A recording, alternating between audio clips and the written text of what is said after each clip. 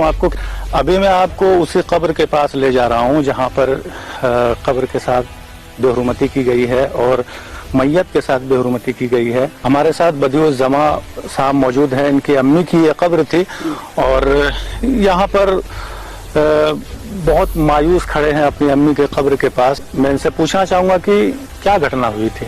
जी, मेरा नाम मोहम्मद बदिउज़्ज़मा है। ये मेरी वालदा मोहतरमा का कब्र है और ये इनकी मृत्यु जो है 16 अगस्त में 16 अगस्त को हुआ और हम लोग मुस्लिम रीति रिवाज के अनुसार इनको दफन कफन किया, समझे ना, 17 अगस्त को।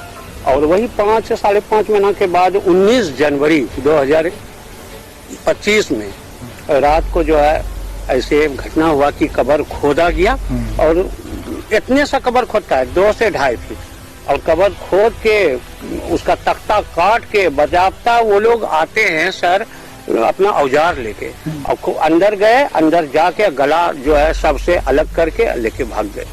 बताया जाता है कि पिछले लगभग 6 सालों से ऐसी घटनाएं होती रही है, तो आप लोगों को कुछ भनक लगी कौन लोग ले जाते हैं? बीते 5 वर्षों से 2020 से ही इस तरह लगातार हर साल घटना हो रहा है सर।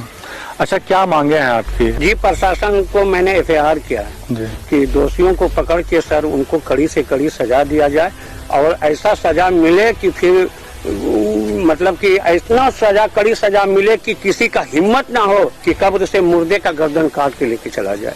हम तो यही मांग करते हैं, DM साहब से मांग करते हैं, भागलपुर DM साहब से कि इसकी जांच पड़ताल सही से हो। हम मुख्यमंत्री नीतीश बाबू से हम आग्रह करते हैं कि हमारे कब्रिस्तान का जो मामला है इसका छानबीन हो, जांच हो इसका और दोषियों को कड़ी से कड़ी सजा मिले और हमारा कब्रिस्तान को सुरक्षित किया जाए। ये वीडियो जो आपने देखी है ये बिहार के भागलपुर की वीडियो है।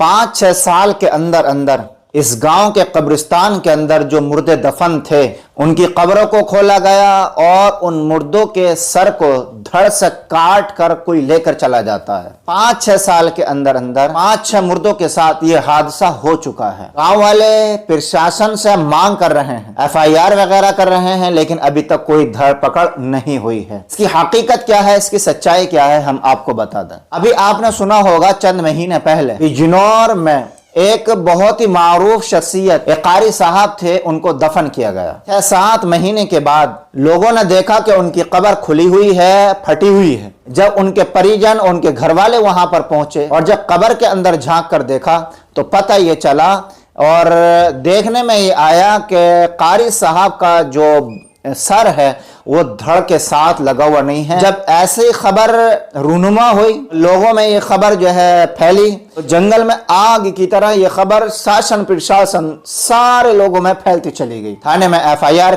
कराई गई, पुलिस से लोगों को पकड़ने की गुहार लगाई गई और पुलिस का साथ दिया गया, प्रशासन का साथ दिया गया। CCTV के आधार पर 2 लोगों की गिरफ्तारी हुई। 2 लोगों को आते जाते हुआ देखा, उनमें एक मुस्लिम था और एक गैर मुस्लिम था और दोनों लोगों को जब अरेस्ट किया गया, एक तो मुंबई में जाकर के अरेस्ट हुआ, मुंबई से उसको अरेस्ट किया गया और एक को UP से ही कहीं से अरेस्ट किया गया था। पता ये चला कि ये जो मुस्लिम और गैर मुस्लिम है दोनों, इन्होंने कारी साहब के सर को जो है बदन से धड़ से काट करके अलग करके चुरा लिया था। पूछताछ में इसकी इन्वेस्टिगेशन में ये बात सामने आई कि मुजरिमों ने इस बात को कबूल किया है कि हाँ, हमने कारी साहब के सर को काटा है। अब काटने का मकसद क्या है वो हम आपको बताते हैं। ये जितने भी झाड़ फूंक करने वाले होते हैं, जितने भी तांत्रिक लोग होते हैं, इनमें के कुछ लोग अपने आप को पक्का आमिल बनाने के लिए, हालांकि ऐसा होता नहीं है, और अपने आप को जादू की ट्रिक सीखने के लिए चिल्ले खींचते हैं। उन चिल्लों को खींचने के लिए, उन चिल्लों को पूरा करने के लिए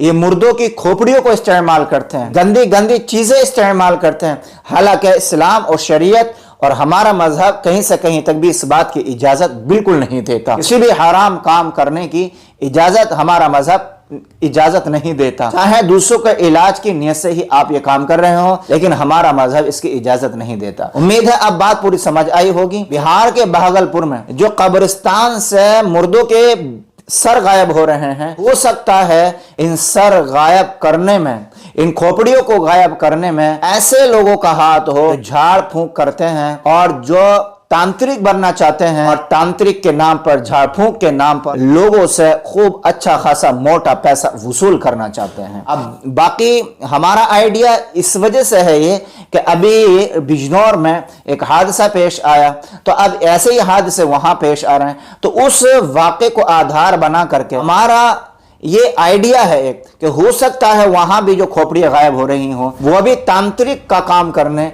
और झाड़ फूंक का काम करने वालों का ही काम हो सकता है। बाकी इसके अलावा जब पुलिस इन्वेस्टिगेशन होगी और जांच होगी तो हो सकता है कोई और वजह भी सामने आ जाए। उम्मीद है बात समझ आई होगी। वीडियो को आप ज्यादा से ज्यादा शेयर कीजिए और चैनल को सब्सक्राइब जरूर कीजिए।